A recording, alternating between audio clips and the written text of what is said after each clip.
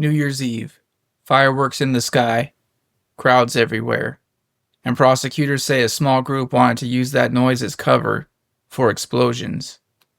You're watching Between the Lines, where we cut through the noise and separate truth from narrative.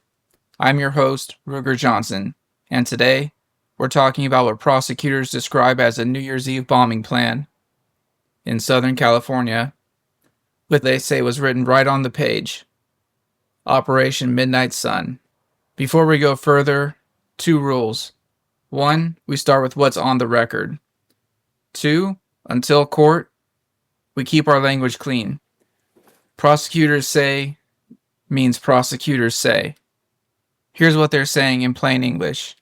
They say 4 people were arrested and charged tied to this New Year's Eve plan.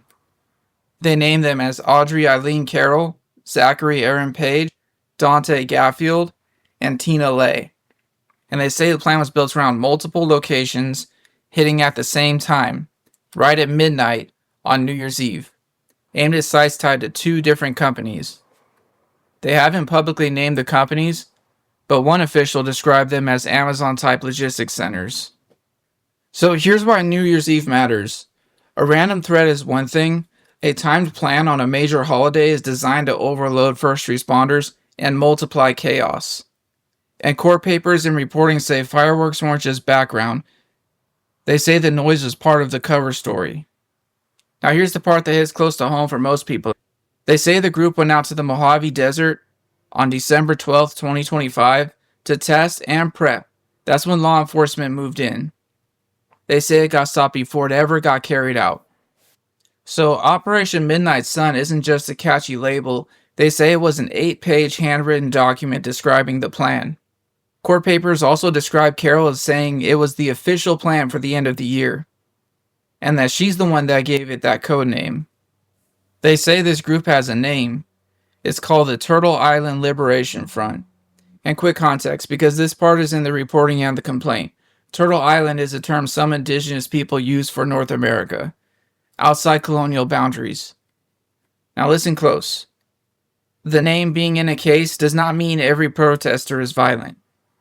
It does not mean everybody with radical politics is planning an attack. It means prosecutors are pointing at specific people in a specific plan with specific evidence. And the Bible is clear on why we do it like that. False witness is sin. Court papers describe TILF as anti-capitalist, anti-government. They also point to a social media page titled Turtle Island Liberation Front, LA chapter, described as devoted to liberation through decolonization and tribal sovereignty. That's the moral story layer, because extremism usually comes with a narrative that makes cruelty feel righteous. They say most of the planning didn't happen in a smoky room. They say it ran through encrypted messages. Court papers and Reuters describe a signal group chat titled Order of the Black Lotus. And they say that name matters because movements brand themselves.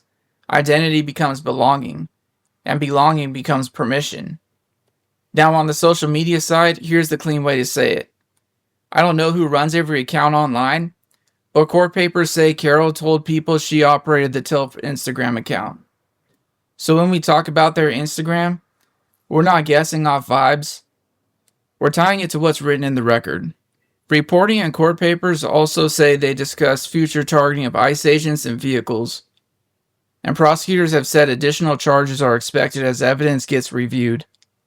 And here's a fresh development. As of December 17th, 2025, actually the date that we're recording this, AP News reports federal authorities have thwarted a separate planned attack in New Orleans and said that the suspect was being watched for ties to the Turtle Island Liberation Front, and they linked that group to the California New Year's Eve plot. That tells you something important.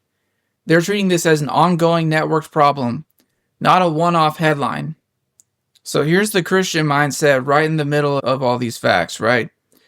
We're supposed to be sober-minded, be watchful. Not paranoid, but watchful. Because evil doesn't always show up looking evil. Sometimes it shows up wearing justice language and asking for your approval. And our job isn't to become what we hate. It's to tell the truth, keep clean hands, and demand lawful accountability. So that's block 1. The name, the timing, the Mojave Desert arrests, the paper trail. We're not doing rumors. We're not doing viral panic. We're doing what can be proved and what's clearly labeled.